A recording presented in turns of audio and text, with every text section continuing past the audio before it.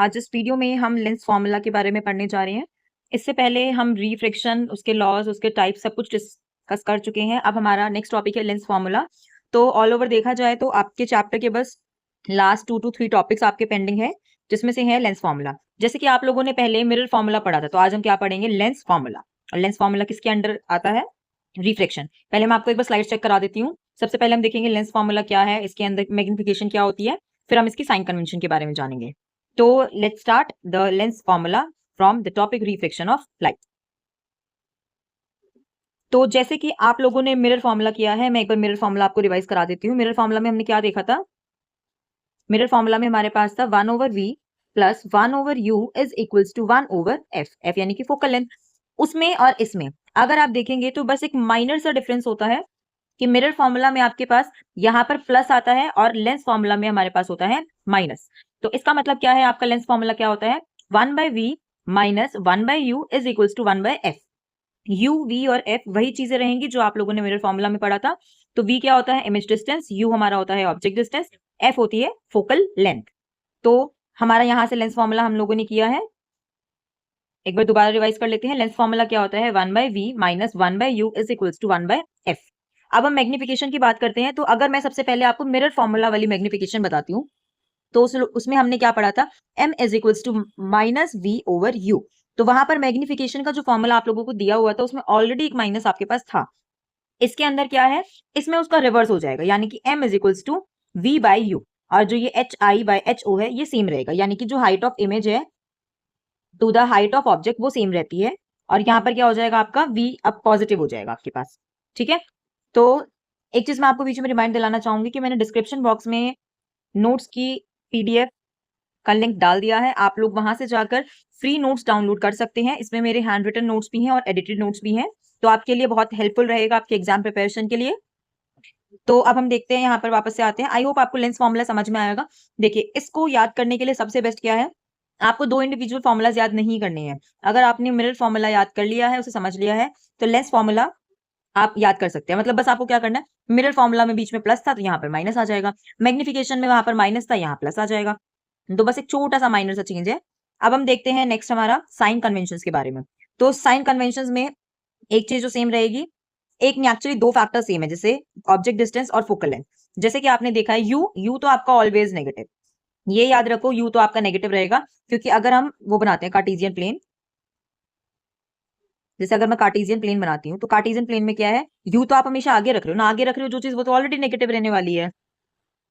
तो ये आपके लिए उससे रिलेट करना भी आसान हो जाएगा। तो यू तो आपका हो गया नेगेटिव।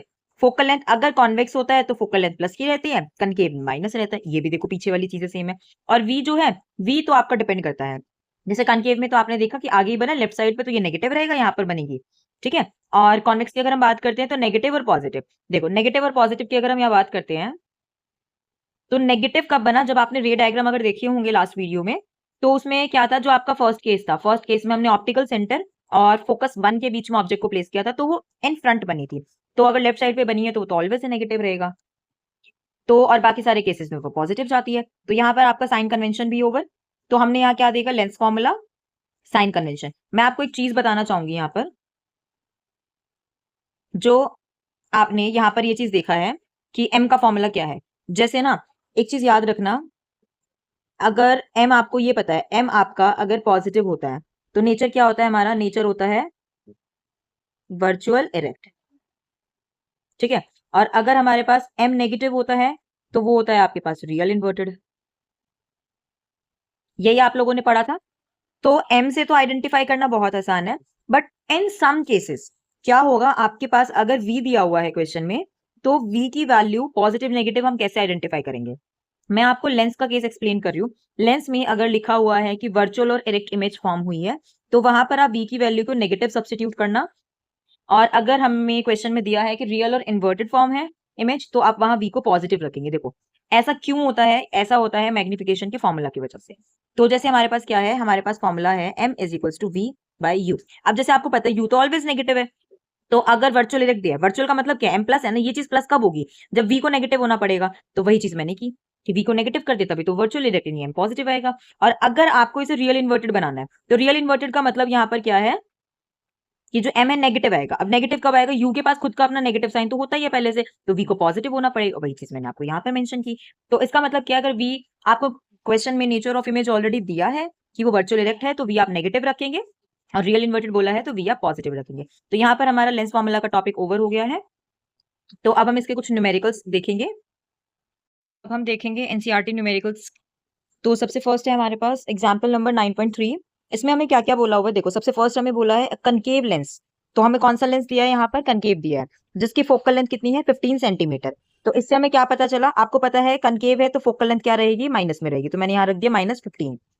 ठीक है। अब आपको क्या बोला है, एट व्हाट डिस्टेंस, कितने डिस्टेंस पे ऑब्जेक्ट को प्लेस किया जाए, यानी कि इसमें आपके पास यू नहीं है, आपको यू इसमें फाइंड करना होगा, so that it forms an image 10 centimetre from the lens. तो इमेज कहां बननी चाहिए, 10 सेंटीमीटर। तो अब देखो इसमें आपको ये नहीं बताया कि लेफ्ट बनेगी राइट बनेगी, आपको प्लस लेना है या माइनस लेना है। तो इसमें आपको क्या दिया हुआ है, इसमें हमें दिया है कनकेव लेंस। कनकेव लेंस की अगर हम बात करते हैं तो कनकेव लेंस में तो आपने देखा था कि आगे ही इमेज फॉर्म हुई थी। जब इमेज आगे ही फॉर्म हुई है तो इसका मतलब क्या होगा हमारे पास कि v जो होगा आपका नेगेटिव रहेगा। तो अब हम देखते हैं आपका लेंस फॉर्मूला क्या है, v 1/v minus 1/u is equals to 1/f। तो v की वैल्यू माइनस है तो -1/10 minus 1/u is equals to -1/15। तो अब मैंने क्या किया है, जो ये वाला जो u है नेगेटिव का दूसरी तरफ पहुंचा दिया, तो ये प्लस का हो गया है। एलसीएम लेके जब मैंने सॉल्व किया तो हमारे पास आया 1/u इज इक्वल्स टू -1/30। इसका मतलब क्या है, जो ऑब्जेक्ट है it should be placed at the distance of 30 centimetre. इस क्वेश्चन में आपसे एक चीज और पूछी थी, also find the magnification by the lens. तो m का फॉर्मूला हमने इसमें देखा है क्या होता है, प्लस का v/u। तो हमने यहाँ सब्स्टिट्यूट किया, v की वैल्यू आपके क्वेश्चन में क्या गिवन थी, -10 रखा, -30 रखा, तो नेगेटिव से नेगेटिव साइन कैंसिल होगा, 0 से 0, तो 1/3। अब जब देखो इसमें क्या है, ये रेसिप्रोकल फॉर्म में आया है, इसका मतलब जो ऑब्जेक्ट होगा वो डिमिनिश साइज का फॉर्म होगा। अब हम देखते हैं नेक्स्ट न्यूमेरिकल। तो एग्जाम्पल 9.4 के अंदर आपको क्या बोला है, और 2 सेंटीमीटर टॉल ऑब्जेक्ट। देखो टॉल बोला है ऑब्जेक्ट, तो इसमें आपको क्या दे दिया, हाइट ऑफ ऑब्जेक्ट दे दी है। It is place perpendicular to the principal axis of convex lens. दूसरी चीज आपको क्या बताइए, यहाँ पर कन्वेक्स लेंस है और फोकल लेंथ क्या है 10। तो अगर हम कॉन्वेक्स की बात करते हैं तो कॉन्वेक्स में जो फोकल लेंथ होती है वो आपकी प्लस रहती है, तो मैंने यहाँ रख दिया +10। और डिस्टेंस जो ऑब्जेक्ट का दिया है वो दिया है 15, और आपको पता है यू तो ऑलवेज नेगेटिव होता है, तो हम इसको -15 सब्स्टिट्यूट कर देंगे। तो अब हम क्या देखेंगे, लेंस फॉर्मूला जब रखा, यू की वैल्यू रखी, माइनस माइनस ये प्लस हो गया यहाँ पर।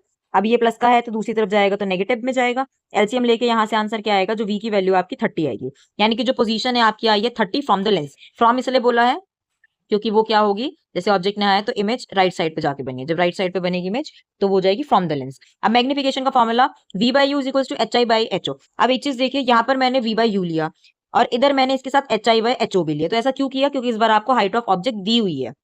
तो अब हम क्या करेंगे, वैल्यूज रखेंगे। v आपका आया 30 ऊपर रखा है, -15 u आपको दिया था वो मैंने रख दिया। तो यहाँ से जब कैंसिल किया तो 15 से 32 पे गया, तो हाइट क्या है -4।